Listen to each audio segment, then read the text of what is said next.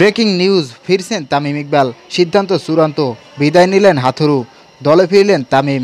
হ্যাঁ দর্শক, মাঠে গুঞ্জন উঠছিল টি-20 বিশ্বকাপ দিয়ে ফিরছেন তামিম, বিসিবি নাকি চায় তাকে। তবে সেই গুঞ্জন গুঞ্জনই থেকে গেছে। তবে চ্যাম্পিয়ন্স ট্রফি খেলা নিয়ে আগে থেকেই আলোচনা হচ্ছে এই আসর দিয়ে।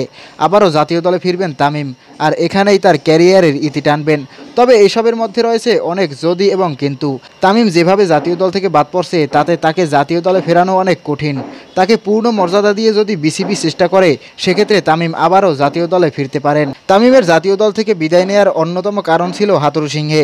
তাই হাথুরু সিংহে থাকলে তামিম জাতীয় দলে আর নাও ফিরতে পারেন। তবে সেই হাথুরু সিংহকে যে কোনো সময় ছেঁটে ফেলতে পারে বিসিবি। সেইটা যদি চ্যাম্পিয়ন্স ট্রফির আগে হয়, তাহলে তামিমের ফিরতে আর কোনো আপত্তি নেই। তবে যতদূর জানা গেছে, তামিম চ্যাম্পিয়ন্স ট্রফি খেলতে আগ্রহী। এখন সব কিছু নির্ভর করছে বিসিবির উপর। আর বাংলাদেশের টপ অর্ডার ব্যাটারদের যে পারফরমেন্স, তাতে তামিমকে বাংলাদেশের খুব দরকার। এখন দেখার বিষয় দুই পক্ষ কী সিদ্ধান্ত নেয়। প্রিয় দর্শক, আপনি কি তামিম ইকবালকে আবারও জাতীয় দলে দেখতে চান? তাহলে কমেন্ট করে জানিয়ে দিন আমাদের কমেন্ট বক্সে।